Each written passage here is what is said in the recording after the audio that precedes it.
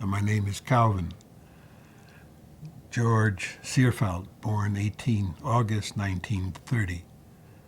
I was the first Calvin in the village, and my mother and father picked the name not because of the Reformation, but because nobody else had that name. And as soon as I was born, afterwards there was a Calvin, and then there was an Alvin. I grew up in this rural landscape with a farm at the end of the Rollstone Avenue where we lived. And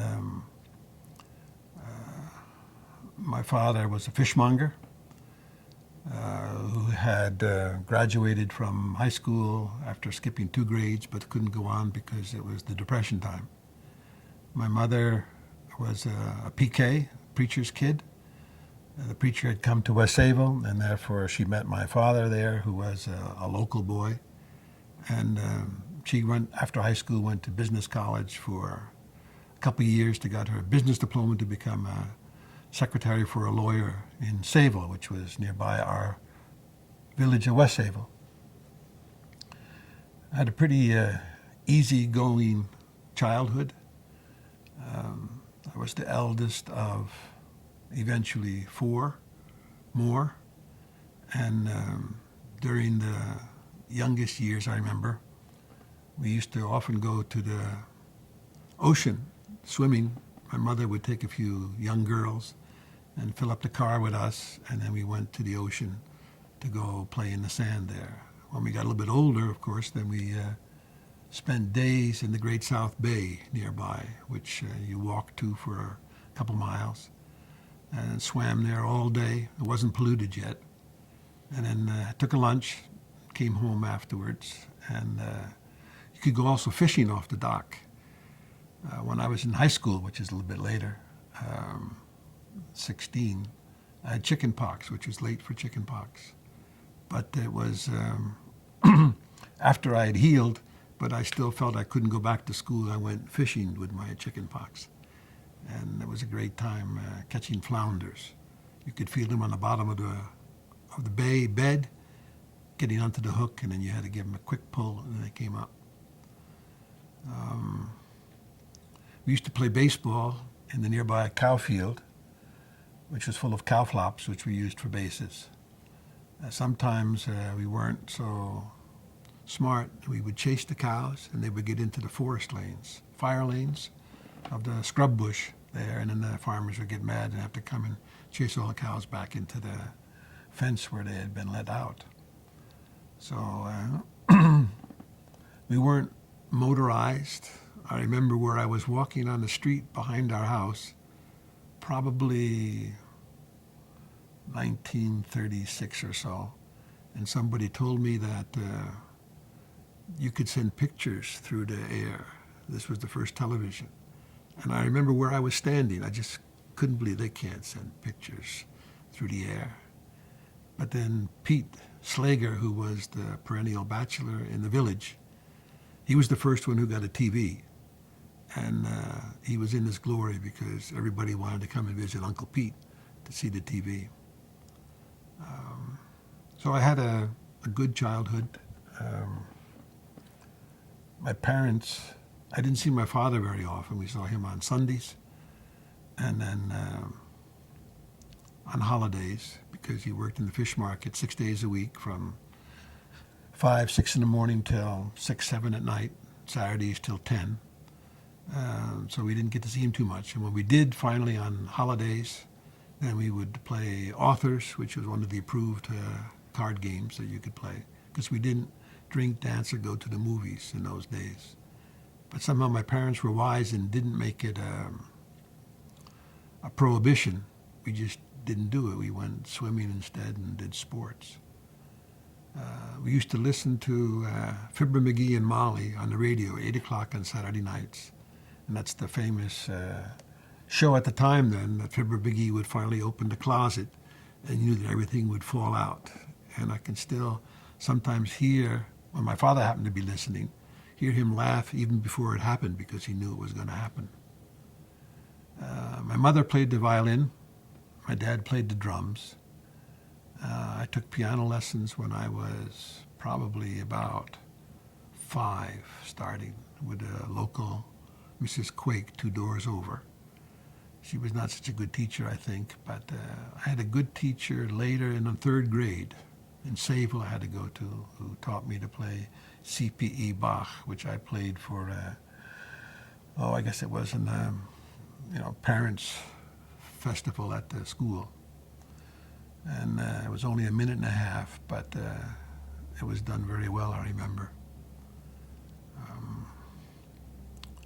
There were bullies around, which bothered me sometimes. After school, and they would try to get me before I got home.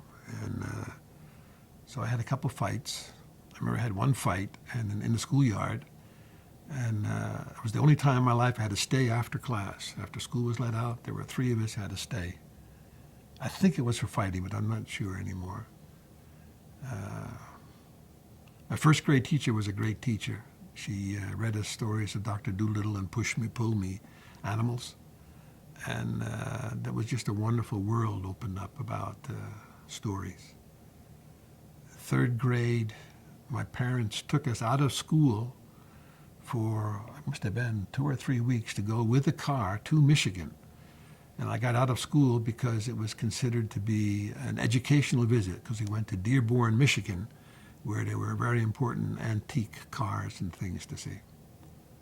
5th grade, I remember, since I was left-handed, I remember the teacher saying, okay, now put your paper facing to the left at the top so you can write carefully. And I remember at that time, maybe I'd done it before, I don't know, I did it the other way because, I guess I had to do it this way. No, this way, right. Because I was left-handed, and therefore I wrote it just the opposite way than the others. And I think that's why, to this day, I write normally with left-handed and not with my hand curled around, which you had to do if you had the paper for a right-handed writer. Also in the 5th grade, we went to the school nearby, the Sayville High School, a mile and a half away, as a class. And into the gym, which was small, and it was a cellist who came into the middle of us as kids all gathered around, pricked the cello down, I remember, in the wood, and then he played the cello and talked to us. It was the most wonderful moment that kind of brought music alive in a way to a kid. I don't know what he said, but he took us to be real people, and he played the cello with such wonderful tones that it was just really exceptional. My junior high was not such a great time. I was considered studious, so when I ran for president of the class in the 8th grade, the guy who was running against me was a very good cartoonist, and he would draw a cartoon with himself as, a good muscle-bound person, and then in the corner there'd be a bookworm, and I'd be called Bookworm Seerveld. So I lost the election on that one. The key thing that happened, I guess, in the junior high was we had to make projects, and I made projects with raised letters, which was a kind of a unique thing at the time, and people started to copy it. That was my only claim to fame there. Or we memorized, I think it's Hiawatha, Song of Hiawatha by Oliver Wendell Holmes, is it? Or Longfellow, it's by Longfellow. Who could memorize the most? I memorized more than 1,000 lines. I can remember a line to this day, but those are the only 2 things I remember about junior high. High school, that was another kind of a thing. That was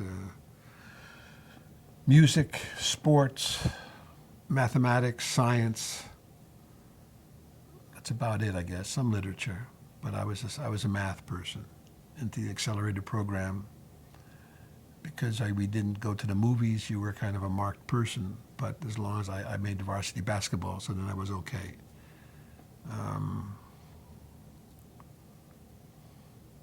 Tillman Wenk was our homeroom teacher, who said in the class on health that I had to take, that was required, that nobody has ever said man came from an ape.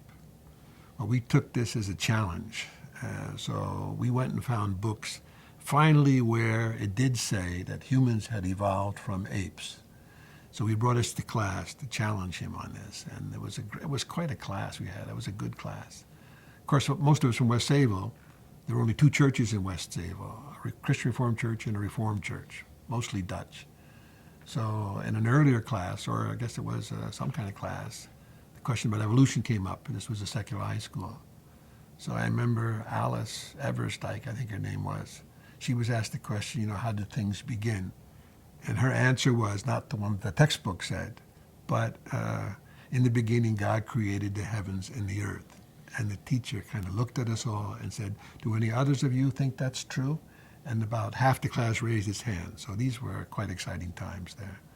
But it was mostly we had good Methodist, unmarried women teachers who were our high school teachers who were good. I mean, when I went back to visit my high school after college, Wink, who had been my homeroom teacher, was now the principal. And he said, yeah, it's a different place now. We got kids here that got prison records because the city had moved out to Long Island and come in. But basketball was great. Finally went out for track and cross country, 2.5 mile cross country, just to strengthen up for the basketball thing. My last year, in our junior year, we got second place in the county, which was something unusual for our school, because the big schools into the city were the stronger schools. But in my last year, the first game, I had been switched to play guard rather than forward. I got rammed into the wall and broke my ankle. So I was out for the season. I came back for the last game. So that was high school. In the 6th grade, we were going to put on a play at the secular high school, secular grade school I went to. And this was the story of Cinderella and Prince Charming, and I was Prince Charming. And part of the play included a minuet dance. Now this was a big problem, was I allowed to dance the minuet?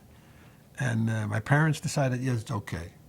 So I danced the minuet in the stage in the fire hall of West Sayville for being Prince Charming in the 6th grade. So that was interesting. When I got into high school, and we had Hoydinga as a preacher in the church who was preaching the Revelations, and there was a play which I tried out for and I got a part, but he wanted to read the text. He read the text, and there were some swear words in it and some other kind of stuff in it. I was not allowed to be into the play. So I could play in the orchestra before it began, but then I had to go home. The preacher's daughter was also in the orchestra, so we walked out together before the play started. So that was that kind of history, actually. Did you guys do much dating? No, that's the social life. Yeah, well, the church really was the social center of our young people's life. And we didn't have dates, but like we had a good catechism. Cupido was our preacher, and catechism was interesting.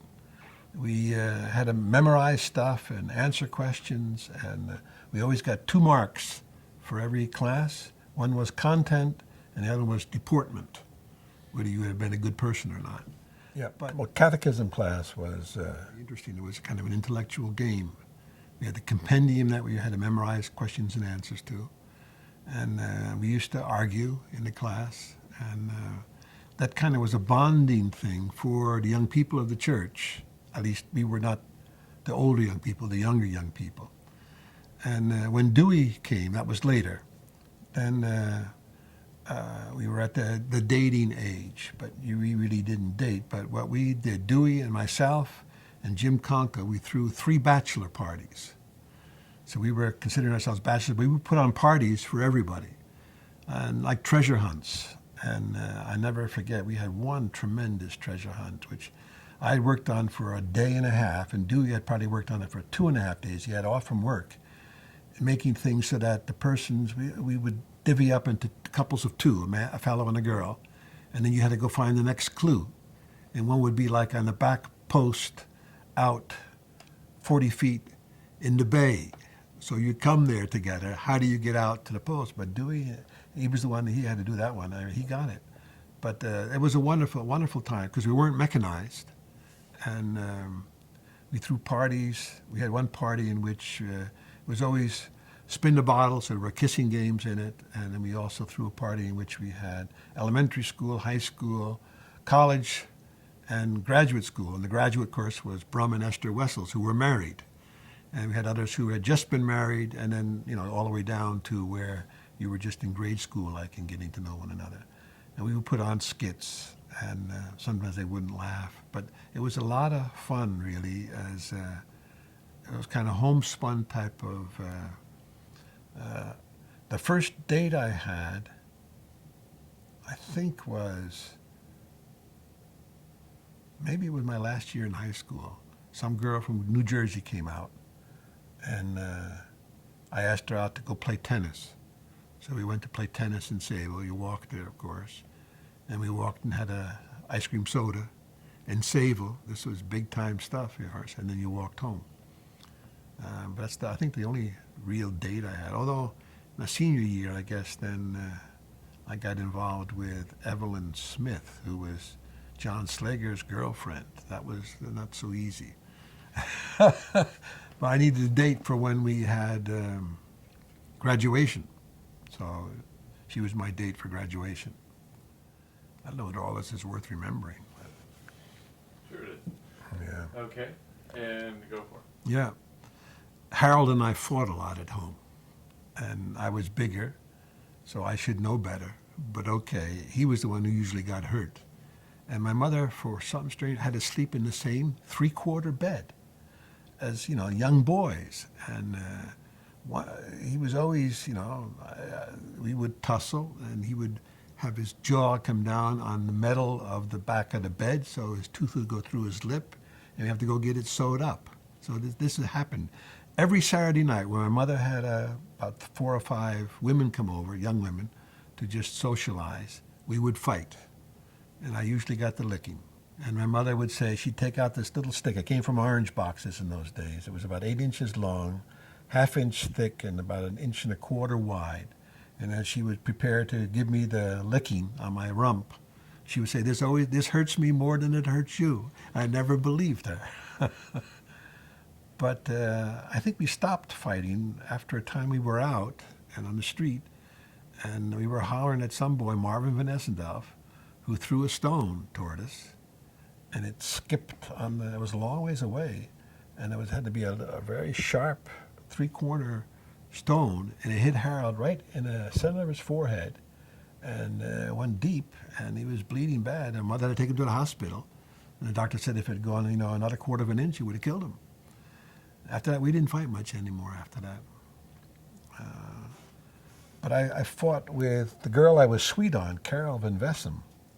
This is in grade school still, or high school, I guess, in between junior high, high school. Alfred Clausen was the guy who was her boyfriend, and we were playing touch football nearby next to the Almskogs. And we got into a fight. He threw me down, and my shoulder really hurt. And so I went home. My father was babysitting us, and I told him I really got hurt. And so he put some Vicks on it. And I said, that feels a lot better. But the next day I couldn't lift my arm, so my mother took me to the doctor, Dr. Grover A. Sullivan. And he had a belt on which had his initials on here. He had a very large belly. So G-A-S were those initials on his belly. So he apparently, he looked at me, went up and walked up to me, and then apparently I was told later, winked at my mother, and then went like that and pushed the bone back into where it should be. And then I wore a brace for must be 6 or 8 weeks. It was summer, and it was hot, and it sweated, and I got sores from it all. So I broke my collarbone then, and of course I hated the guy who did it because I was sweet on his girlfriend. He got to marry her actually, finally later. I used to work in the store. That was a really important part. I started when I was 10, peeling onions. What store? In the fish store of my father, fruit, vegetables, and fish, called the Great South Bay Fish Market. But originally we had also fish and fruit, vegetables, fruit, and fish. And so, I got employed on Saturdays I got paid big money, 50 cents, for the whole Saturday, and I could go home around 6 because my father worked till 10 in those days on Saturdays. And I had to do odd jobs, clean the onions and drown the rats when they were eating the eating the honeydew melons. And then when I was about 12, and I was started to help on taking care of people as customers, because in those days, the women came in and you waited on them. You picked out the lettuce for them and the tomatoes for them. And in fact, they were not supposed to touch the fruit. This was, taking care of them, so to speak. Supermarkets were just starting. And in fact, they eventually put my dad out of business with fruit and vegetables because they could, buy carloads of stuff and we couldn't. We got the fruit and the vegetables from the market from New York City. I guess it possibly must have been 3 or 4 days a week. And they'd be brought out to us, and then we'd go to the wholesale place and then pick out what we wanted. Bananas in those days came in large bunches. And I remember one time you cut them off with a very sharp knife. We cut off a hand of bananas, and there was a whole nest of tarantulas in there. So this was big time stuff. So I, got some into a jar and took them to school to show my tarantulas. But usually it was not quite that exciting. Fish used to be gotten locally because the fishermen would come into West Sayville, to Seerveld, Bayshore, Islip, from the ocean and from the bay, because the bay was not polluted then. There was good weakfish, flounders, fluke. That was more ocean fish, saltwater fish. And then we would order it and go get it early in the morning. And later when I went to college and came back, that's in the 50s, the waters were quite polluted. So my dad had to go to New York Market, twice a week to get fish from the ocean, really, from New England and the like. And there you'd get up at 3:30 in the morning, drive into New York City to the Fulton Fish Market near the Brooklyn Bridge, and then get your fish, buy your lobsters and shrimp, and then go back home and work a full day, get home at 8 o'clock at night. He did that into his late 60s. See, my grandfather was not a good businessman. My grandfather, Seerveld, had worked for Sir Thomas Lipton when he was a young boy off Long Island on the yachts that Sir Thomas Lipton would race. And he needed these Dutch guys who were handy at the... So when that, stopped more or less, then my grandfather opened a fish store in St. Mauritius, which was 23 miles from where we lived. And he couldn't make a go of it. He and his wife, my grandmother, worked there, but they just weren't good at it. So my father started in the Depression selling fish from a bicycle on his handlebars. And he finally opened a store in Patchogue. And then my grandfather came to work for my father. And one of the things that my grandfather did was in a covered wagon, you'd almost say, a truck with an extended thing, a roof over it, so that you could close it off from the rain. He would peddle fruit and vegetables and fish into the center of Long Island, which was then mostly scrubland, peopled by Afro-Americans. They were called blacks then. And my grandfather knew how to talk with them and talk to them. And I went along with him sometimes, and he would chomp on a cigar. And I don't know, I guess he would tell stories. I never didn't understand them too much. But it was a kind of a strange thing to do this a couple times. With my father, sometimes I went in, not very often, to the Fulton Fish Market early in the morning. And I remember when I did that some of the first times, then this was great because on the way you'd stop at a diner to get breakfast. And even after you'd bought your fish, and it was still about 6:30 or so, then you'd go for a sandwich there. And it was a whole underworld in the Fulton Fish Market. I mean, you had to park in a certain place, you had to pay $5, which was good money, but then they would protect you. And sometimes my father would have lobster tails stolen, and he would complain, look, my lobster tails are gone. He wouldn't get them back, but they practically killed the guy who did it. So it was a whole netherworld of we'll take care of you, you take care of us. I'd go in there and my father would want some fresh whiting, small fish, which Italians loved. And he said, they don't look so good. The guy said, it's okay. He would take that bushel basket off, and underneath would be a bushel basket of whiting that was just perfect. Because my dad paid his bills, they gave him good stuff. So that was an exciting thing. I think that's why, I explained this later to my Calvin student colleagues, I never really rebelled against my father, because I had to work with him when it was during the war and there weren't people able to be gotten. They were all drafted. So I was working as an adult before I was an adult, and I kind of knew it, and my father liked it, and I watched him in the store work and talk, and the one time he had gotten gefilte fish for a Jewish lady, and gefilte fish is whitefish, pike, and carp. It has to be fixed a certain way, so the skin, the bones, everything goes back into it, and then they make gefilte fish out of this for the Jewish holidays. And it was absolutely fresh, and he had made it. And he showed it to her when she came in to pick it up. She looked at it and says, not fresh. And she walked out of the store and wouldn't buy it. And that was expensive fish. And when she got out of the store, there was nobody there, my dad said, shit. And I'd never heard my father say something like that before. I thought he was swearing. I didn't know the difference between vulgar language and swearing. That really made an effect on me, had an effect on me. But I think it was the proper thing to say at that occasion, so to speak. I mean, I watched my dad when we go home to the restaurants and deliver stuff on the way home. And in many of them, big hotels, wouldn't pay on time. And some of them, wouldn't pay. And I remember my dad trying to say, okay, you pay, right? And the guy would say, oh yeah, sure. And then they wouldn't pay. So after a while, we were not allowed to leave fish when we delivered unless they paid for it, cash on demand. But he got stuck with big bills. A Patchogue hotel, $500-$600 worth of fish over a period of time. They didn't pay their bills.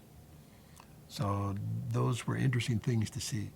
And during the war, there were price limits to what you could sell things for. Like bananas, you could only sell for 12 cents a pound. Well, there were no bananas, really. If we could get some on the black market, you'd had to pay more than 12 cents a pound to get them. So we would get some. And of course, when people were not able to get bananas, everybody wanted bananas. We had a lot of Jewish, Greek, and Italian customers. And I remember one time, people would come in, the good customers would come in, say, do you have any?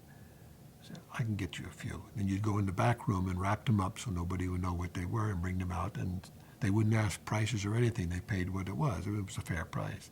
But one lady, a Jewish lady, it happened to be, complained to the Price Control Bureau that she had been sold 4 or 5 bananas. She had asked, could I please have some bananas for my baby? And she needed them for her baby. And so she paid several cents over the pound, price you were allowed to. And my dad had to pay a $25 fine for that. So in those days, meat was rationed. You couldn't get meat, but people ate fish then. We would sometimes on Fridays have to close the fish store to be able to take a half hour for lunch. And they'd be lined up around the block to come into the fish store to buy fish. And so those were heady days, really, for the fish business. As I was going through high school in the 40s, you didn't think too much about what you were going to do, but I knew I wanted to study. And my generation in the village was the generation that was going to go on to college. We were the first ones to leave West Sayville to go to college, my age, with Dewey and others. And see, my dad would have liked to go and become a minister, but he just couldn't do that because that was the only educated, quote, Christian profession you did in those days. So I guess I thought maybe I would become clergy. I didn't know, but I wanted to study. And in the senior year, we took this test, aptitude test. What would you really like to do? And because I was their science board. They thought I'd all go into science. Or I was told, really, you should go into mathematics, get a PhD, join IBM, and then you're set for life. But when I took the aptitude test, I scored highest on music. Um, you know, with whose picture would you want to be on the front page of a newspaper? Scientist, a musician, a theater person? That's the kind of questions they asked. So I didn't know, but I knew I wanted to go to college and see what was going on. And probably knew. See, my parents never pushed me to become a theologian, to study theology. And I never felt that pressure either, although that's the course I took when I first went to Calvin. Then you take a general course. I didn't take pre-sem. I don't think I did. Maybe no, I didn't. But I took Greek in my second year, and I'd had Latin in high school. And I didn't go into pre-sem at Calvin because in those days you had to take 3.5 years of Dutch to enter the seminary. And I started to take Dutch with a new guy called Kingma, who was the father of Walter Storff's wife. But he was only there temporarily, and you had to take the 3 years with Henry Van Andel, I think it was, who was a poor teacher. And I just couldn't see taking 3 years of Dutch with a poor teacher. So I finished taking Greek. So I played on the pre-sem basketball team, but on the strength of my Greek, but I didn't go into theology. I really majored in profs at Calvin. Henry Zylstra, Timmerman, Jellema, and Henry Staub were good English and philosophy profs. So I majored in them. And then Runner came at the very end, which kind of changed my life in a different way in philosophy. So during high school, we didn't really think about those things too much, just that you would go on to college and I guess do what the Lord led you to do. And it looked like I was going to be a study because I was valedictorian of the class, to mention that. Got a lot of prizes. In those days, the first prize for a whole 4 years would be like a $5 prize. And I went home, I remember later that night, counted up the money. I think it was something like $55. I mean, this was like treasure. And I remember asking my mother as I counted it. She came, when we came home late, she came and I counted out the money. She says, do I have to tithe from this too? Because I'd be tithing $5 out of $50. So yeah, I did it. But so that was an interesting thing. So I guess I was supposed to study. That's what it looked like. Another thing we did when I was a bit older, in high school, 15, 16, then my dad had a fish truck.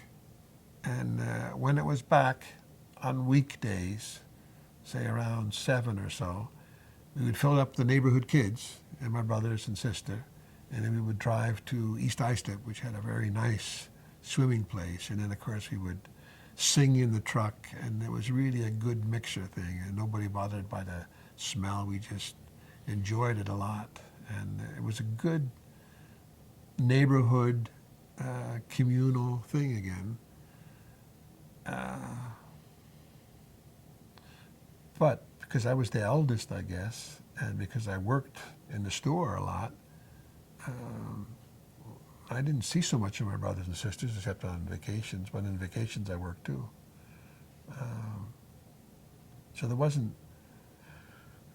I don't recall anyhow, too much interaction that was memorable, except trying to help Rich with the bullies. And Harold was really, I mean, he had blue eyes, blonde hair, a winsome smile, and he was good on the accordion, which he just picked up by himself, a small box accordion.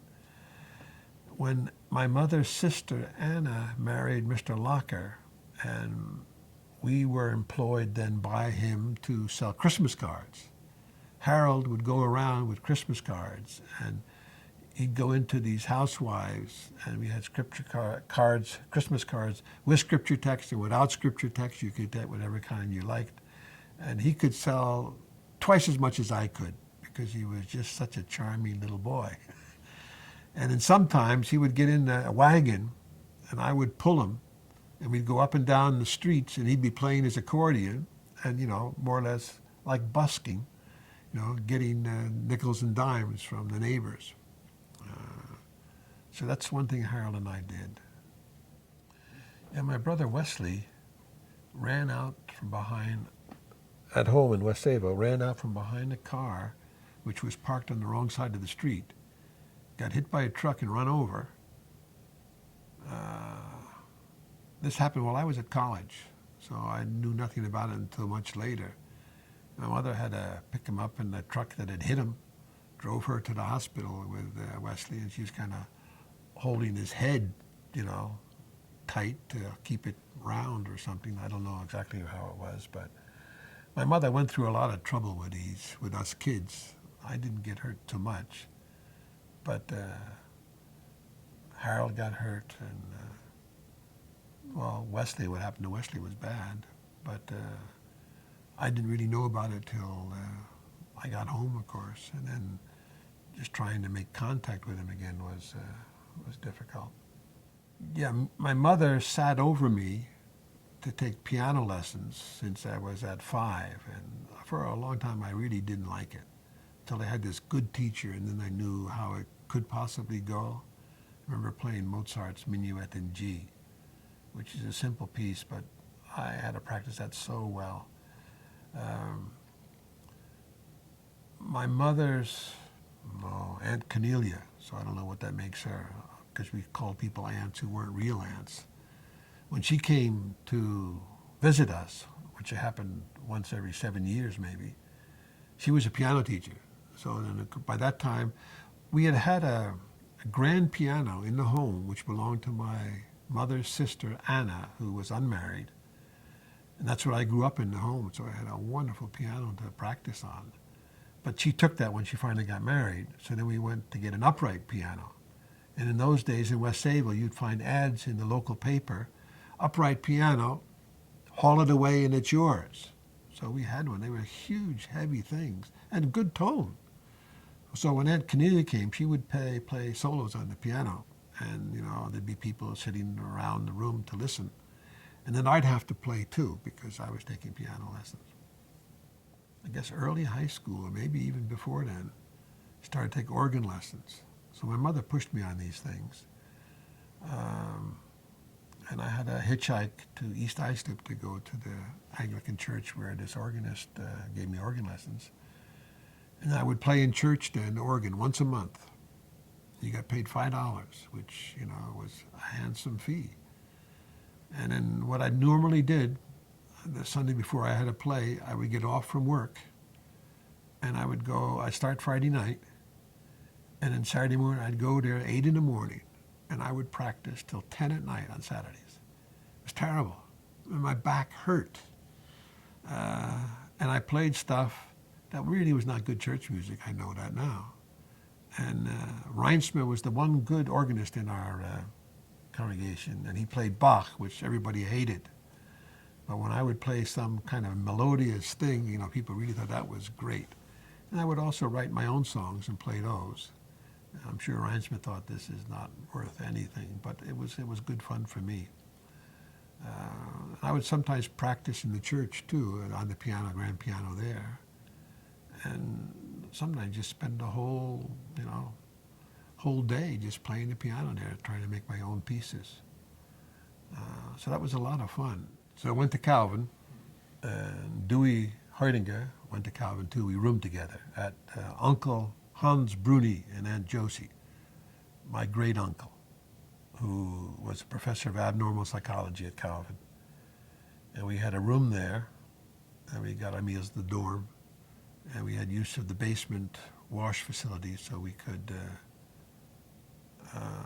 wash our clothes and press them because of your self-thing. We had learned the summer before we went, Dewey and I, to cut each other's hair to save money, so we wouldn't have to go to the barber. We practiced on all the kids in West Sayville, and it really got the barbers upset because they lost business. So we went to Calvin and took the regular required courses, English, history, and I continued French because I had French in high school. I jumped into the second year French at college, which was a kind of a quick review and then go on. And I didn't take Latin, did I? No.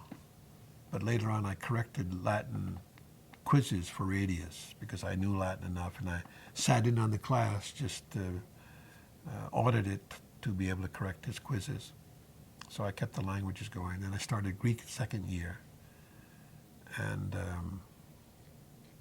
I took math too the first year because I was going to be a math student. But I decided after I heard about the English and the philosophy that I think maybe I would rather do that than math. In those days, first year college math was a kind of review and then you moved on. But you didn't even get into calculus yet then. It was not, I always wanted to have some calculus, but I never got that.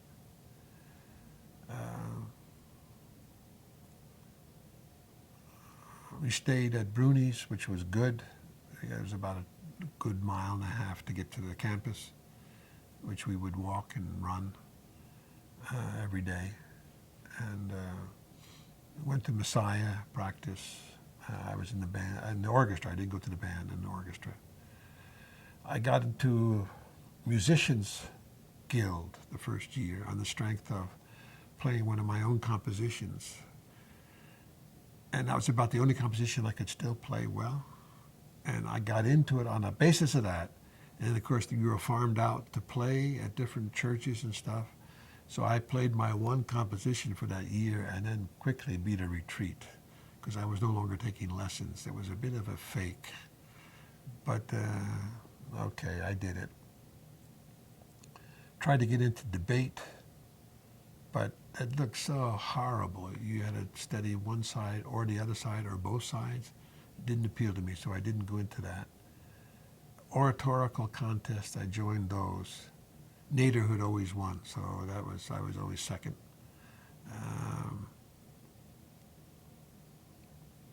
Mostly I studied. And of course then I dated a girl, Jessie Dykstra, who was the roommate of Kay Boss, who was Dewey's girlfriend, came to be. So this was a kind of a pressure thing then, also for double dates. And well, that's a long story. I guess I was more interested in studying than I was in dating and in sports, because I ran track then too.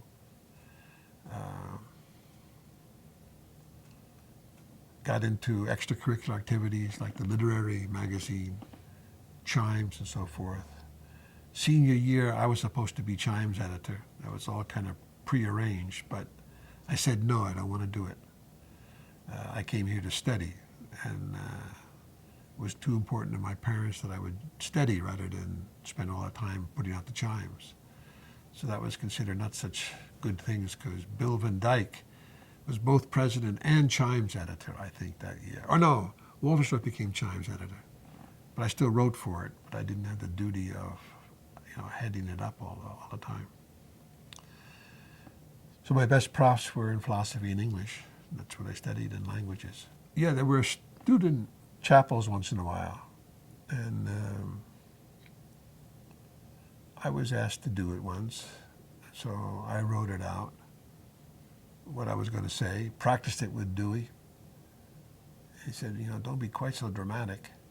This was about, because I was really upset by a lot of the bad language on campus. And this was from Ephesians about, not to swear and use foul language. So I really had a good devotion on that passage. And I had to go past Henry Van Til, who was the censor for student chapels. And he said, no, can't do it. Because, what would some grandmother think if you used that kind of language? But I wasn't talking to grandmothers, I was talking to Calvin students. So on the chapel day that I was supposed to be there, people were expecting me up there, and then instead it was Henry Van Til giving the message, so I never got to give that. one of the editorials I wrote too was not allowed to be written, printed, and Walterstorff, who was the chair then, or was the editor, just left the whole editorial column white, that issue.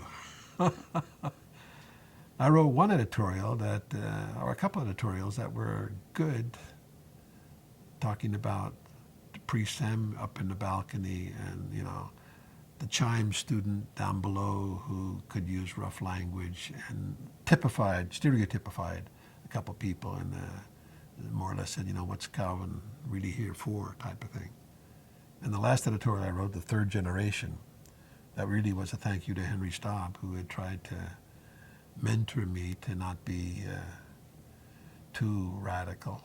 And so it really was a plea that the third generation is the one where things really are crucial, whether they carry on what the first generation gave to the second generation. And that was a good editorial. That was printed. We also had a literary review. Dewey and I were the editors in our senior year, our junior year, I guess it was, junior or senior year, which there were pieces that they wouldn't print either. Junior year it was. So we went to argue with Radius, who was the fellow who censored what the students came out with in their literary review. And all it took was change one sentence. We didn't know that, you see, because we thought, why can't this be printed? And it wasn't a crucial sentence in any way.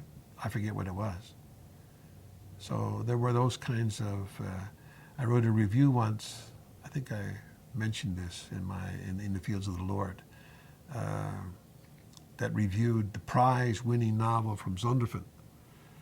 And one of my phrases that had been picked up in Nick Walterstorff made it the headline, not worth buying. And Zondervan had just given a lot of money for oratorical prizes. So Spuloff called us in to say, you know, what do I do with you guys? But he wasn't too, what could he do? It had been printed, you see. And Zondervan had given the money, so there it was. And it was not worth buying.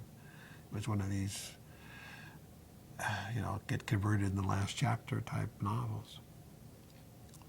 So Calvin life was full and rich and stimulating. Now, this was the old campus, right? Yeah, yeah, So, Franklin campus. Now, wasn't there some sort of a Plato Club and a literary club.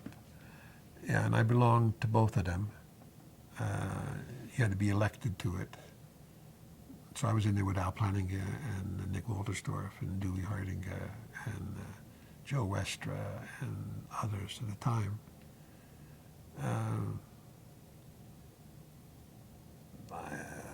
In the Plato Club, and because I was more in literature too, then I remember Henry Staub saying once, I take that ill of him still, oh yeah, you're in the Lit Club, you know. Plato says poets are mad. So I had to live down that a little bit in Plato Club. Lit Club was easier to maneuver. That was with Henry Zylstra. But those were good times too. You had to read extra stuff, and then we met once a month, or I guess, I'm not sure when it was. Also in the senior year, when Runner came, he was looking for bright boys to send to Amsterdam. And he kind of picked up on Dewey and me. And one semester, we read Kant's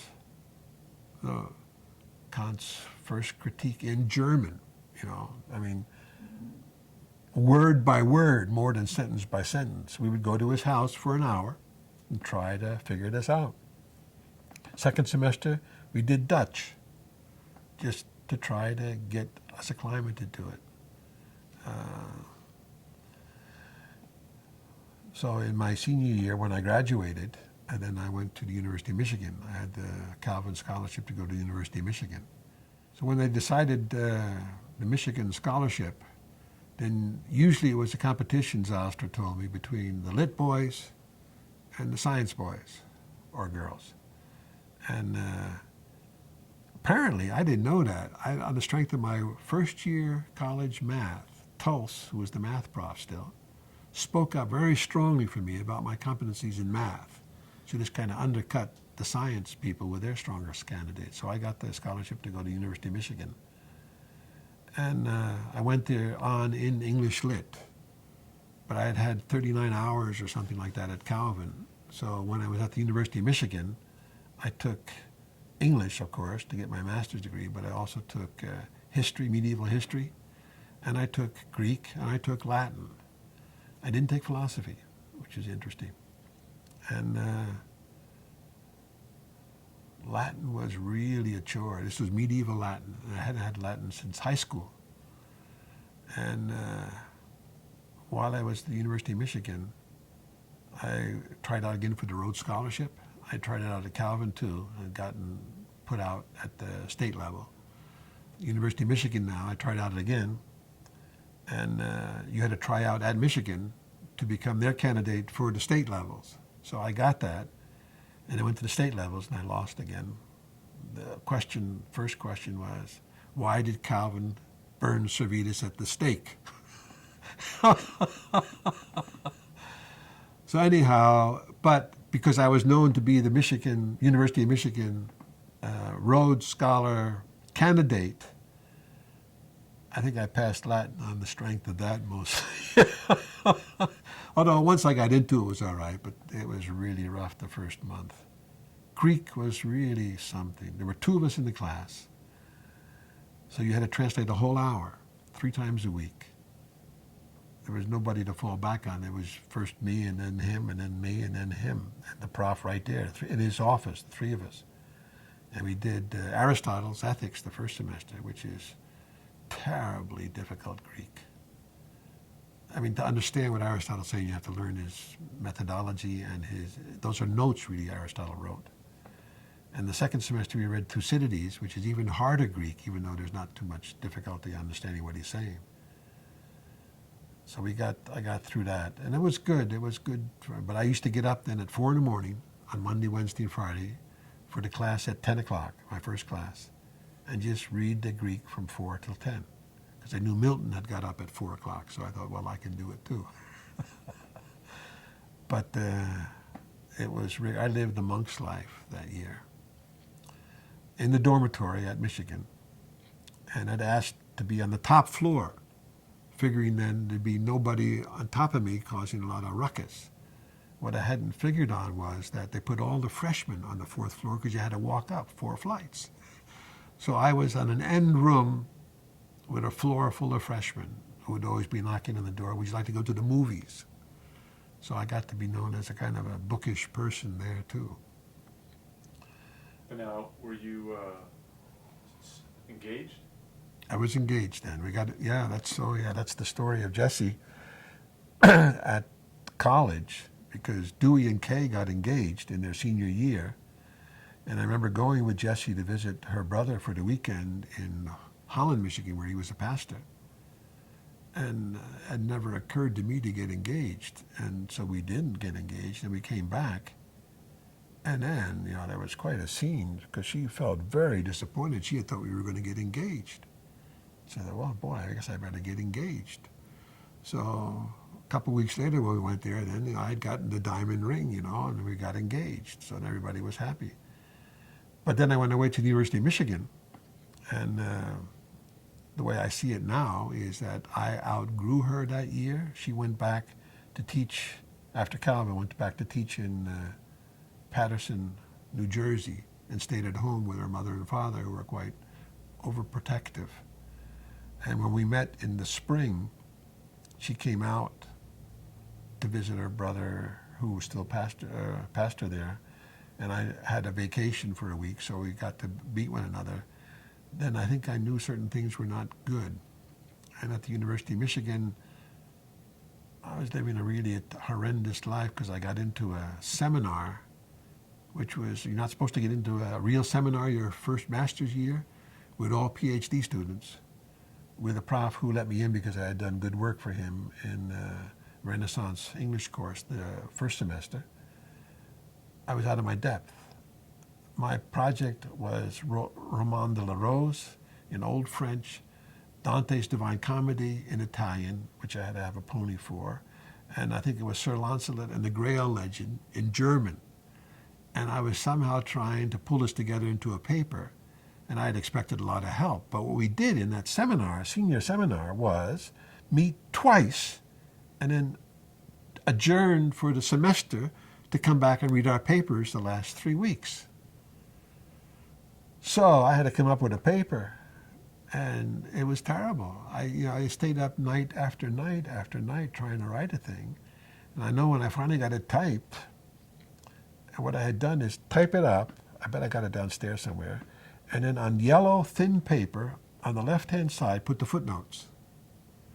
So I get it all together. I finally get it done, and it was overdue by a couple of days because I had to kind of just bluff it at the seminar when I had to give it. I said I don't have it ready together yet, so I spoke from notes, and everybody was very polite, but I think nobody knew what I was talking about. But when I got it typed to hand in, and then I had to crunch it with the holes to put it in the binder, I crunched it on the wrong side. So then I had to crunch it on the other side too. So I handed it in with all the whole 3 holes on every sheet of paper that he would also flip. But I don't know how I did that. But during that time, Dirk Bai, who had been my German professor for 1 semester at Calvin, no, he had not been my professor, but he had been a German professor at Calvin. Or maybe I had had him for a semester. He was studying at the University of Michigan. And he was kind of a strange fellow. But his wife was gone, so he invited me over for a meal. So I went over, so we had a meal. And then, I guess it's all right to tell this. He must have seen I was a bit hyper or disturbed. I just gotten this paper done, handed it in, I guess, something like that. He said, let's pray. And he was not a praying type person, but we got down on our knees and we prayed. And I broke down. I came out then, I didn't want to get married to Jesse Dykstra. And I'll never forget, his opening prayer was, Lord, please be there if we call on you. He wasn't really a believer, so it was really a kind of an odd occurrence that he asked, shall we pray? But that set things in motion. And then I was going back to Grand Rapids.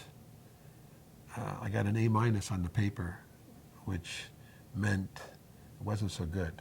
You got to get an A if you want to go on, really, in that program, so to speak. I think something like that. Maybe I'm downplaying it. Anyhow, I was going to be best man for Dewey and Kay in Grand Rapids right about then. So I go to Grand Rapids and meet Dewey, and he's going to be married next week. And then I had written to Jesse, apparently, from Michigan, University of Michigan, we can't get married because this was all being planned, I don't know, for a July wedding because we were going to go to Europe together. And this was May, late May, so this was pretty short notice. And so on my Dewey's, I get a call from my parents. What's going on? Because Jesse's folks had called them after Jesse had talked to them.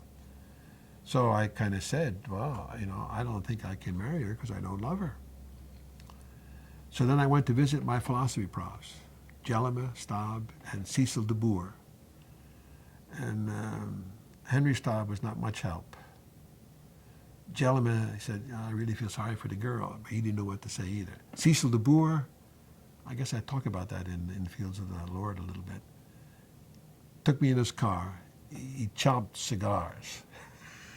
Took me out to John Bull Park. And it was a cold day, I remember. And we sat on the park bench, and he more or less said, if you haven't slept with her and you don't love her, you don't have to marry her. But you can't look at another girl for a year. So to me, that was helpful. That made it clear, because I knew in my heart that I shouldn't do that, shouldn't get married. And it also gave me some kind of penance program to work at. So then I went home, and then of course my mother is crying and saying, oh, Calvin, you never did something like this to us, And my dad took it soberly. So I went to visit Jesse, and then it was easier to work with her than with her parents. And she understood or understood, gave me back the ring in a kind of a sad meeting we had. And within a year, she was married to someone else.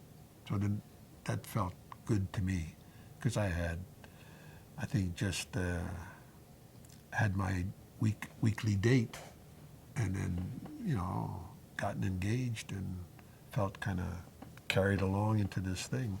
And it was not very wise. And not good for her or for me, probably. But I was more like, the monk in a study sport kind of pattern, I guess. So anyhow, that happened at the University of Michigan.